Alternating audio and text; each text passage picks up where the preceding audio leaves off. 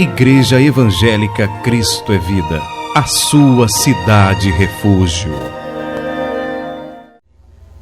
Então vamos abrir a Bíblia, meus irmãos, na segunda epístola de Paulo aos Tessalonicenses, capítulo 2, versículo 7 em diante.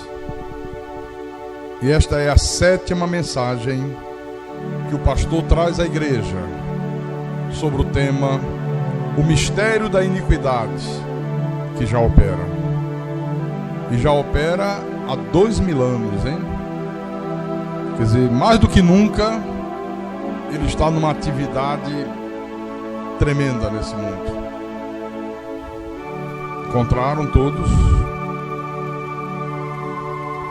Então, o Espírito Santo fala através de Paulo com a igreja e diz: com efeito, o mistério da iniquidade já opera, e aguarda somente que seja afastado aquele que agora o detém. Então, será de fato revelado o iníquo, a quem o Senhor Jesus matará com o sopro de sua boca, e o destruirá pela manifestação de sua vinda. Ora, o aparecimento do iníquo é segundo a eficácia de Satanás, com todo o poder e sinais e prodígios da mentira, e com todo o engano de injustiça aos que perecem, porque não acolheram o amor da verdade para serem salvos. É por este motivo, pois, que Deus lhes manda a operação do erro para darem crédito à mentira, a fim de serem julgados todos quantos não deram crédito à verdade. Antes, pelo contrário, deleitaram-se com a injustiça. Vamos orar para que o Espírito Santo fale ao nosso espírito agora.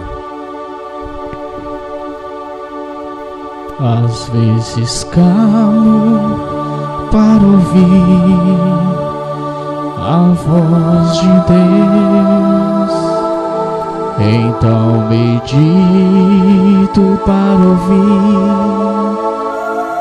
a sua voz. Quão sutileza tocas no meu coração, e grande paz passo a sentir, sinto emoção. Ouvir tua voz quando me exortas, se é preciso. Ouvir tua voz quando me diz que sou contigo. Ouvir tua voz quando me ensinas o que preciso, me faz sentir cada vez mais que sou teu filho. Senhor Jesus Cristo, nosso Deus e nosso Pai, bem-aventurado é o povo que tem o privilégio de ouvir a tua voz. Bem-aventurado é o povo que tem o privilégio de ouvir a tua palavra pregada com verdade, sem misturas, sem coisas do paganismo, sem coisas do misticismo, sem ensinos de demônios, sem heresias destruidoras, sem doutrinas de homens, mas a tua palavra pura, como alimento da alma, como o maná dos céus para o nosso espírito. E nós somos esse povo, Senhor. Nós da Igreja Cristo é Vida, nós temos tido esse privilégio. O Senhor tem nos proporcionado essa maravilha que é ouvir a tua voz. O Senhor iluminou os nossos olhos. O Senhor nos deu o discernimento para que nós pudéssemos compreender a verdade sagrada, a verdade divina. O Senhor nos fez conhecer os mistérios mais profundos de Deus. E nós somos gratos a Ti por isso, meu Pai. sabendo que a nossa responsabilidade aumenta mais ainda, porque quanto mais nós conhecemos a verdade, quanto mais nós recebemos do Senhor, mais o Senhor cobra da gente. Cobra atitudes corretas, cobra dedicação, devoção, obediência à palavra, cobra que nós amemos o Senhor mais do que todas as coisas. E nessa noite, meu Deus, nós queremos aprender mais. Nós temos sede, Senhor, de aprender. Nós temos sede da verdade. Então fala-nos nessa noite, fala a tua igreja, fala às tuas ovelhas, fala ao teu povo, fala aos teus pequeninos. Usa-me como teu pastor, como teu servo, como instrumento da tua santa vontade. Capacita-me para que eu possa explanar a tua palavra da maneira que o Senhor quer que ela seja explanada. Para que o teu nome seja glorificado, Senhor, e para que o teu povo tenha uma edificação espiritual. Eu te peço em nome de Jesus, em nome do Senhor, e que todos aqueles que creem digam amém e amém. Diga graças a Deus. Meus irmãos, minhas irmãs, Igreja de Jesus Cristo, o que nós estamos ouvindo aqui na igreja, nesses últimos cultos, é de uma importância, eu diria, vital, muito grande para a saúde espiritual do povo de Deus. Para a saúde espiritual tua, para a saúde espiritual minha. Agora, é claro, não é uma série de pregações que provoque muitas palmas da igreja, que provoque muitas glórias, muitas aleluias. Não é mesmo. É um tema forte, é um tema extremamente sério, é o Espírito de Deus nos ensinando as coisas profundas dos céus, para que nós não sejamos mais enganados, para que você nunca mais na tua vida dê boas-vindas a doutrinas erradas. Olha a importância disso aqui.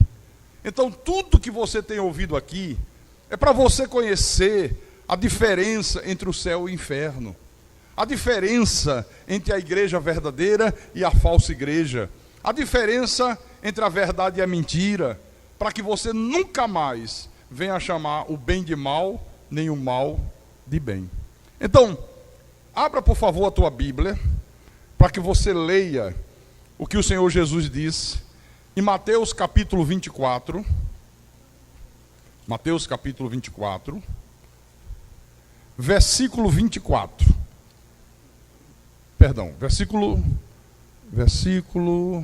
12, capítulo 24, versículo 12, é isso aqui que eu quero. Então Jesus disse assim: e por se multiplicar a iniquidade, o amor se esfriará de quase todos. Irmãos, olha só, isso aqui, na vida de um eleito de Deus, é simplesmente devastador. Quer dizer, a iniquidade vai se multiplicando, vai tomando conta de uma família, vai tomando conta de um homem, vai tomando conta de uma mulher, vai tomando conta de um jovem, e aí a pessoa começa a esfriar, e a primeira coisa que a pessoa faz, quando chega nesse estágio aqui, é ir embora da igreja. Abandona as fileiras da igreja. E aí, o mistério da iniquidade já opera, levando a pessoa para o fundo do poço. Quantas pessoas estão hoje nesse mundo no fundo do poço? Quantas que se deixaram envolver pela iniquidade, foram esfriando, e aí abandonaram as fileiras da igreja. E hoje estão no fundo do poço de verdade. Eu estava escrevendo ontem algumas perguntas que Deus começou a fazer vir na minha mente, eu trouxe aqui para o púlpito, para vocês meditarem.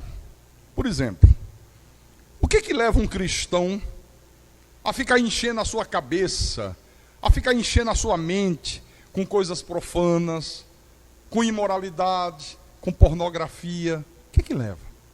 Uma pessoa que está dentro da igreja, que conhece a palavra, e fica enchendo a sua cabeça com coisas indecentes, com coisas imorais, e filme pornô para cá, e filme pornô para lá, e revista pornográfica, e isso e aquilo. O que leva a isso?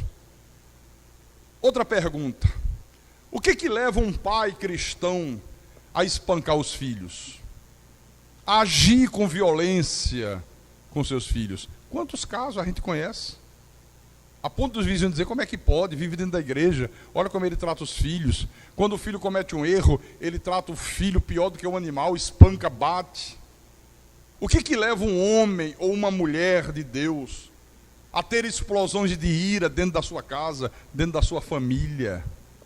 Quando a Bíblia diz que aquele que tem o Espírito Santo tem o quê? Domínio próprio. O que leva uma pessoa de Deus a mentir sistematicamente? A pessoa mente 1, 2, 3, sabe? O mentir se tornou uma coisa habitual na vida dela. O que leva uma pessoa cristã a ser desonesta para poder crescer na vida, para poder obter sucesso em alguma coisa? O que leva algumas pessoas dentro das igrejas, e quando eu falo as igrejas, eu estou me referindo a todas as denominações, a desejarem ser líderes? O que leva a isso? Em 90% dos casos, pessoas sem nenhuma capacidade, sem nenhum preparo, sabe? Sem nenhuma vocação para liderar nada, mas mesmo assim, começa a fazer a cabeça de um, começa a fazer a cabeça de outro, e lá para as tantas, promove uma rebelião dentro da igreja. É o que a gente mais ouve, não é? Olha, houve uma rebelião na igreja tal, houve uma rebelião na igreja não sei das quantas. Alguém queria ser líder, alguém queria comandar, alguém queria liderar, alguém queria mandar, alguém queria ter o poder nas mãos. E aí, já que não foi por Deus, ele mesmo fez. E por isso existem as inúmeras divisões que nós conhecemos aí. O que leva uma pessoa que está dentro de uma igreja a ficar acusando o outro irmão, sem primeiro olhar a trave que está no seu olho, sem primeiro olhar para os seus erros, sem primeiro olhar para os seus defeitos? Jesus disse assim: por que vês tu o argueiro no olho do irmão e não enxerga a trave que está no teu próprio? Às vezes enxerga um argueirozinho, uma falhazinha pequena, uma coisinha insignificante, mas ele mesmo tem um poste inteiro dentro do olho e ele não consegue enxergar. Então você vê, irmãos, que há pessoas que estão sempre acusando, estão sempre censurando, sabe? Outras estão sempre criticando o pastor, fala mal do pastor, fala mal da igreja, fala mal dos ministros, fala mal dos diáconos, fala mal de tudo. Isso é terrível. Tem gente que sai da igreja e volta para a igreja, um dia ama, no outro dia odeia. O que leva a isto? O que provoca isto? Olhe, a resposta para todas essas perguntas é que são pessoas que, mesmo estando dentro de uma igreja, estão dando ouvidos à iniquidade.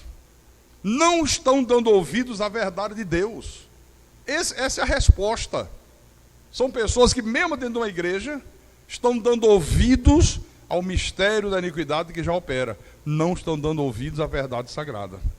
Aí você diz assim: pastor Carlos, e quando uma pessoa já congrega numa igreja em graça, uma pessoa que já conhece a palavra do Evangelho da graça de Deus, e mesmo conhecendo, mesmo ouvindo pregações, mesmo sendo ensinada acerca da verdade, ela permanece com um comportamento errado? Como é que explica? Bom, aí a explicação é mais dura ainda. É porque a pessoa não é de Deus. Não é de Deus, não é ovelha. Porque veja só, abra no livro de João. João capítulo 10. Mateus, Marcos, Lucas, João. Capítulo 10, versículo 27. A Bíblia é a nossa única e exclusiva regra de fé. Nós não temos outra. Então nós temos que crer no que está aqui. Então Jesus disse assim: as minhas ovelhas ouvem a minha voz. Obedece. Não é ouvir com esses ouvidos aqui de carne, não. Com esses ouvidos todo mundo ouve, né? As minhas ovelhas ouvem, as minhas ovelhas me obedecem. Meu filho, dê ouvidos ao seu pai. O que é que eu estou dizendo? Obedeça ao seu pai, né? Faça o que eu estou dizendo, acredite no que eu estou te dizendo. Então, as minhas ovelhas ouvem a minha voz, eu as conheço e elas me seguem. Deixa eu mostrar mais. Abra, por favor, em 1 Tessalonicenses, capítulo 1, versículo 2 em diante. Por favor, preste muita atenção a isso, viu? Muita atenção a esses detalhes. Então, 1 Tessalonicenses, capítulo 1, versículo 2 em diante. Paulo disse a essa igreja: damos sempre graças a Deus por todos vós, mencionando-vos em nossas orações, e sem cessar, recordando-nos diante do nosso Deus e Pai, da operosidade da vossa fé, da abnegação do vosso amor e da firmeza da vossa esperança em nosso Senhor Jesus Cristo, reconhecendo, irmãos amados de Deus, a vossa eleição. Então, quando é que nós reconhecemos que uma pessoa é verdadeiramente eleita de Deus? Como é que a gente reconhece isso? Como é que eu posso olhar para vocês e daqui a um tempo eu dizer: olha, aquela pessoa ali é uma eleita. Olha, aquela outra ali, não tenho certeza não, se é eleita de Deus. Aquele ali eu tenho. O que leva? Como é que a gente reconhece? Está aqui, ó. Primeiro, pela operosidade da vossa fé. A pessoa que é uma eleita de Deus, ela tem uma fé ativa, ela tem uma fé com obras, ela tem uma fé de atitudes. Ela não tem uma fé só da boca para fora, uma fé só de palavras, não tem valor algum. Tiago disse: a fé sem obras, a fé sem atitude, a fé sem operosidade é morta. E aí eu vou bater na mesma tecla que eu sempre bato. A operosidade da fé começa pela nossa frequência aos cultos. Uma pessoa que tem uma fé operante, uma pessoa que tem uma fé verdadeira, genuína, não falta cultos, querido. Simplesmente não falta. Porque ela tem uma fé operante. Não consegue. Segundo, pela fidelidade a Deus nos dízimos. Não pode uma pessoa dizer que é de Deus, não pode uma pessoa dizer que tem fé e essa pessoa não ser fiel a Deus nos dízimos. Ela está mentindo, está enganando a si mesma. Pela operosidade da vossa fé, a generosidade nas ofertas. Uma pessoa que tem uma fé operante, você vê, ela se preocupa com a manutenção da casa de Deus, ela sai da igreja preocupada. Puxa vida, a igreja tem despesa, a igreja tem luz para pagar, a igreja tem água, a igreja tem um aluguel caro, tem IPTU, a igreja tem programa de rádio no ar, a igreja tem trabalhos que ela realiza. Gente, a igreja é difícil manter a igreja. Eu tenho que ajudar a igreja, eu não me conformo em não dar uma boa oferta à igreja, eu tenho que fazer alguma coisa em prol da obra do Senhor, em prol do reino de Deus. Mas essa operosidade da fé também se manifesta na fidelidade à palavra. Uma pessoa que é fiel ao evangelho da graça de Deus, ela não aceita mais ouvir outra palavra. Ela não aceita mais ouvir mentiras. Uma pessoa que sabe que Deus é soberano, que o homem não tem livre-arbítrio, ela já conferiu na Bíblia, ela está consciente disso, ela não consegue mais ouvir uma pregação onde diga: o homem tem livre-arbítrio, o homem manda em Deus, o homem que aceita Jesus, o homem que decide, o homem que faz, o homem que acontece. Não suporta mais ouvir. Ela é fiel à palavra. Então, primeira coisa para identificar um eleito: a operosidade da vossa fé. Amém? O que leva um homem, como o irmão Feijó que está ali, eu olhei agora e eu vi, sair lá de Pacajus e vir para cá? Quantas denominações existem lá em Pacajus? Um monte, né, irmão? O que leva esse homem a sair de lá e vir para cá, hein? O evangelho da graça de Deus. Porque lá tem tudo quanto é igreja, mas nenhuma prega essa palavra, nenhuma prega essa verdade. Ele ouviu, ele creu, essa palavra transformou a vida dele, mas ele tem uma fé operante. Se ele não tivesse uma fé operante, ele dizia assim: olha, eu creio, é a verdade, eu amo essa palavra, mas eu moro longe. Não é assim que muitos dizem? É ou não é? Quantos que deveriam estar aqui nessa noite e não estão? Se você for perguntar por quê, olha, a desculpa mais estapafúrdia do mundo. Você não faz ideia, senão... Bom, em segundo lugar, Paulo diz: da abnegação do vosso amor e da firmeza da vossa esperança em Cristo Jesus. Quer dizer, nós da graça de Deus, nós servimos a Jesus porque nós o amamos, nós servimos a Deus por amor, não é por medo de ir para o inferno, não é por medo do diabo, não é por medo dos demônios. Olha, tem muitas denominações que nessa hora estão fazendo um culto e está assim, super lotada.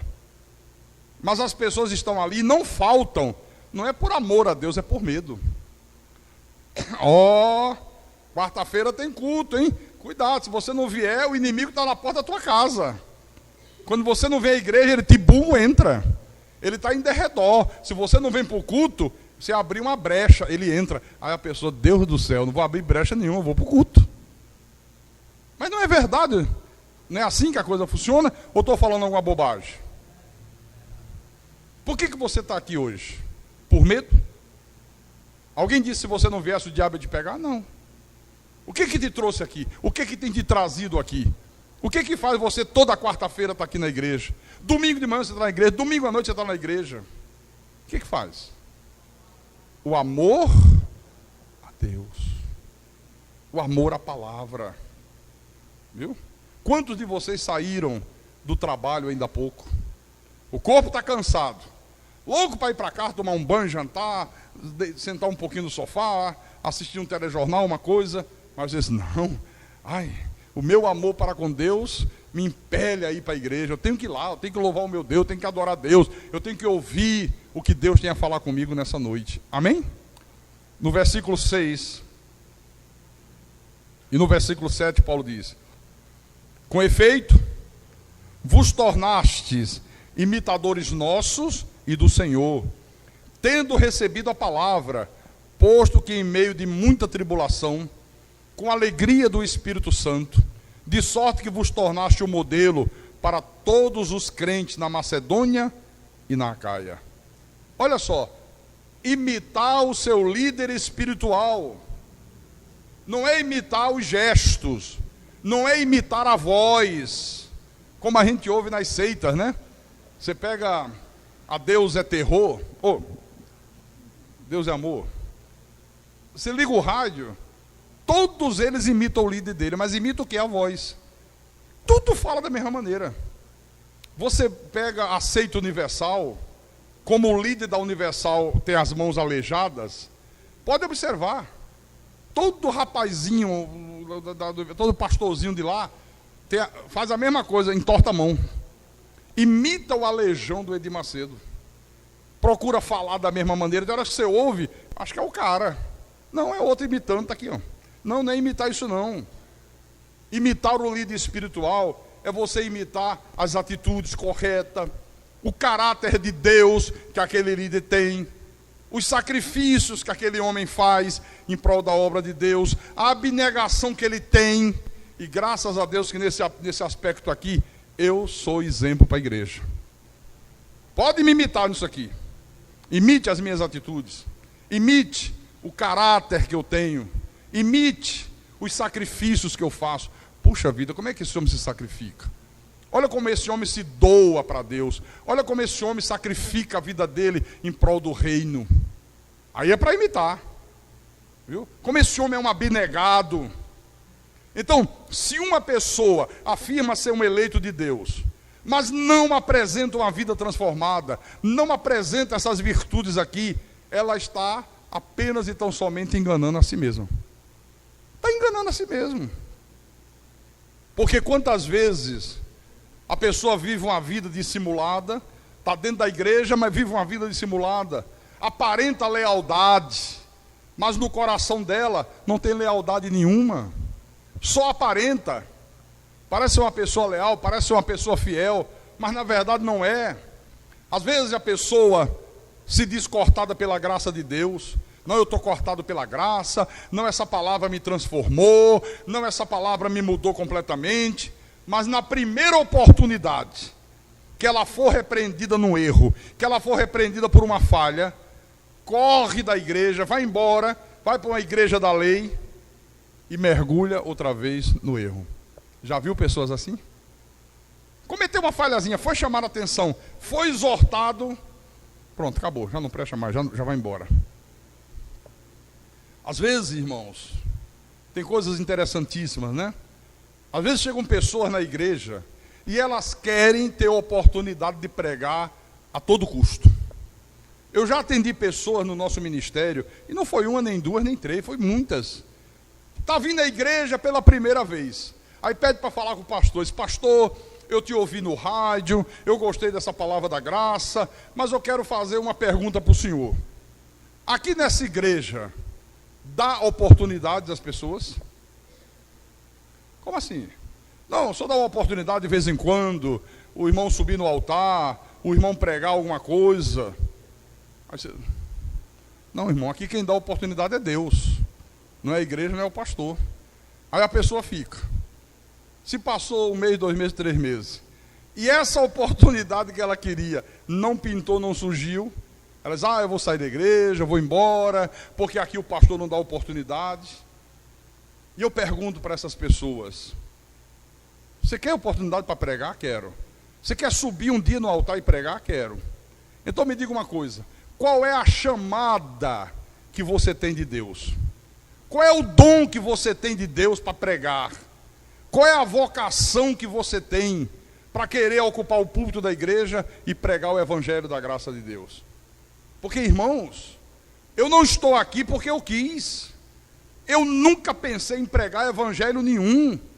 Se hoje eu sou um pastor, se hoje eu sou um pregador, eu sou um pastor, eu sou um pregador por uma vontade soberana de Deus. Deus me elegeu para isso, Deus me vocacionou para isso, Deus me predestinou para isso. Aleluia, glória a Deus. Não foi eu que quis, não foi eu que decidi. Outra coisa, aqui na Igreja Cristo é Vida, não sou eu que dou oportunidade a ninguém, mas a ninguém mesmo. Aqui, meu irmão, se Deus não te der a oportunidade, ninguém vai dar. Agora, se Deus te vocacionou para isso, pode ficar tranquilo. Na hora de Deus, no tempo de Deus, Deus vai criar uma situação e de repente você está pregando o evangelho. Amém? Olha, você não imagina como é difícil ser um pastor. Como é difícil ser líder de um ministério como eu sou. Você ser um pastor honesto, você ser um pastor íntegro, você ser um pastor dedicado, um pastor fiel. Olha, isso é extremamente difícil.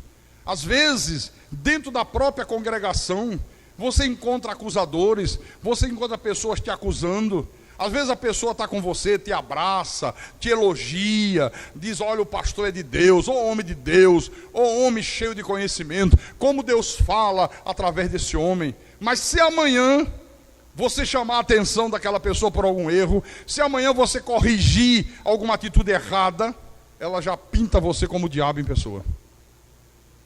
Já muda tudo. Já pinta você como sendo o próprio diabo. Fala de você para um, fala de você para outro. Aí já diz: eu não vou mais à igreja, eu já vi que esse pastor é igual aos outros, é tudo a mesma coisa. Olha, já muda tudo da água para o vinho. Então, na verdade, tudo isso são as mentiras de Satanás, são os enganos de Satanás, que esse mistério da iniquidade que já opera, vai introduzindo no seio da igreja. Essa é a verdade da Bíblia.